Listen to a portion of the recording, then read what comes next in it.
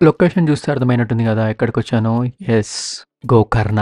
గోకర్ణలో temple hopping అయితే start చేసినాను. First అయితే నేను టెంపుల్‌కెళ్తున్నా మహాబలేశ్వర్ టెంపుల్‌కి.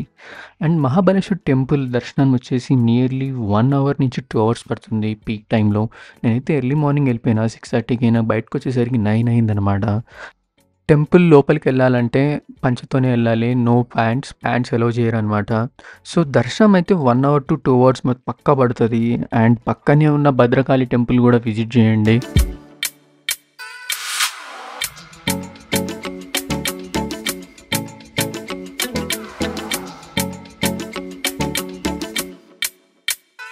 Gokarna trip planning and details ఏంటంటే, గోకర్ణ వచ్చేసి కోస్ట్ ఆఫ్ కర్ణాటకలో ఉంటుంది. హిడెన్ జెమ్ అనమాట. Most stunning beaches and rich cultural heritage.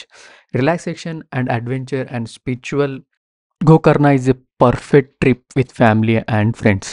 ఇది గోకర్ణ క్లిఫ్ అందాలు. నేను క్లిఫ్ నుంచి ఈ అందాలు చూస్తున్నాను. అరేబియన్ సీ అందాలు డిఫరెంట్‌గా ఉంటాయని చెప్పిన గదా! సో, గోకర్ణ క్లిఫ్ చూస్తుంటే ఎలా ఉందో మీరు కామెంట్స్‌లో చెప్పండి నాకు. బెస్ట్ టైమ్ టు విజిట్ వచ్చేసి అక్టోబర్ నుంచి మార్చ్ వరకు. ఎందుకంటే ప్లెజెంట్ వెదర్, లైవ్లీ అట్మాస్ఫియర్, కొంచెం క్రౌడెడ్ ఉండే బీచెస్ అండ్ హయ్యర్ ప్రైజెస్ అయితే ఉంటాయి. అదైతే గుర్తుపెట్టుకోండి. ఆఫ్ సీజన్ వచ్చేసి ఏప్రిల్ నుంచి మే వరకు ఉంటుంది. And also in September. Accommodation చీప్‌గా వచ్చేస్తుంది అండ్ మోడరేట్ టెంపరేచర్ ఉంటదనమాట.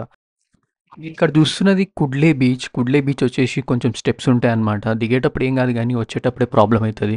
ఎవరైతే కుడ్లే బీచ్‌లో రిసార్ట్స్ గానీ, ఏమన్నా స్టే బుక్ చేసుకుంటే మాత్రం ఇదొకటి మైండ్‌లో పెట్టుకోండి. పిల్లలతో అండ్ లగేజ్ తీసుకొనొస్తే మాత్రం నరకం కనపడతది. ఎందుకంటే, ఆ లగేజ్ రిసార్ట్ వరకు తీసుకెళ్ళాలంటే మాత్రం చుక్కలే కనపడతాయి. అండ్ లిటరల్‌గా మీకు 150-250 స్టెప్స్ ఉంటాయన్నమాట. మొబిలిటీ అదంతా కొంచెం ప్రాబ్లమ్ అయితది. అండ్ కంఫర్టబుల్ షూస్ అయితే వేసుకోండి.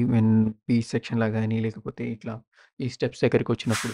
స్టెప్స్ నుంచి అలా కిందికొచ్చిన తర్వాత మీకు ఒక్కసారిగా బీచ్‌లోకి ఎంటర్ అయితే కుడ్లే బీచ్ అందాలు, golden sand and clear water, ఒక రిలాక్స్డ్ అట్మాస్ఫియర్. ఇక్కడ మీరు swimming, sun bathing, surfing, yoga sessions and also delicious sea food ఇక్కడ దొరుకుతుందనమాట. చాలా బావుంటుంది. అండ్ ఆల్సో ఎవరైతే స్కూబా డైవింగ్ చేయాలనుకుంటున్నారో Gokarna is the perfect place. ఇక్కడ నుంచి నేత్రాని ఐలాండ్స్ ఉంటుంది. దాదాపు 1 అవర్ జర్నీ ఉంటుంది. ఆ లోపలికెళ్ళి తీసుకెళ్తారంట. ఇక్కడైతే ఒక క్లియర్ వాటర్‌లో ఆ స్కూబా డైవింగ్ చేస్తుంటే నెక్స్ట్ లెవెల్ ఫీల్ ఉంటుందని చెప్పి విన్నాను.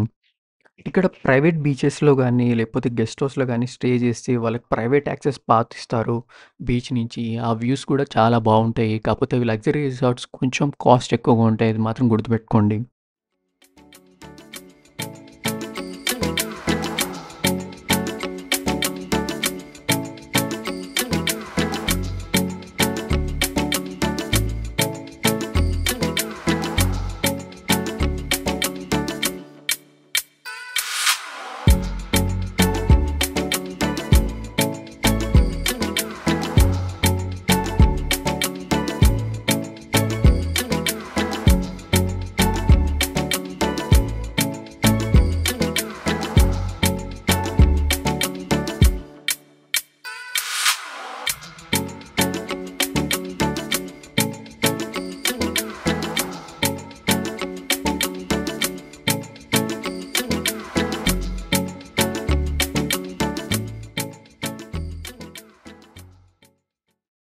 నేనైతే ఇప్పుడు ఓమ్ బీచ్ రీచ్ అయ్యాను.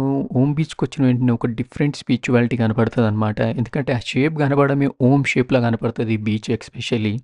అందుకేనేమో గోకర్ణకు ఒక స్పిరిచువాలిటీ వాల్యూ ఉన్నట్టుంది. గోకర్ణకు రీచ్ అవ్వాలంటే ఎలా? సో, నియరెస్ట్ ఎయిర్‌పోర్ట్ వచ్చేసి మీకు గోవా ఎయిర్‌పోర్ట్. ఇది నియర్లీ 140 కిలోమీటర్స్ ఉంటుంది. ఎయిర్‌పోర్ట్ నుంచి మీకు టాక్సీస్ అండ్ బసెస్ ఉంటాయి.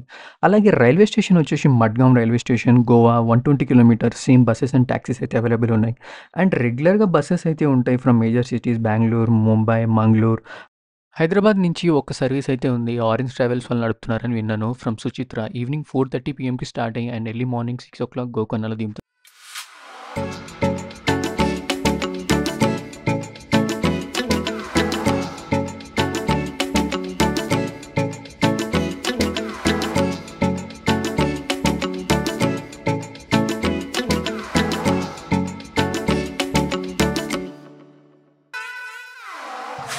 నేనైతే బ్లాగ్ ఇక్కడనే ఎండ్ చేస్తున్నా. See you in the next video. Meanwhile like, share and subscribe చేయడం మాత్రం మర్చిపోకండి. One life.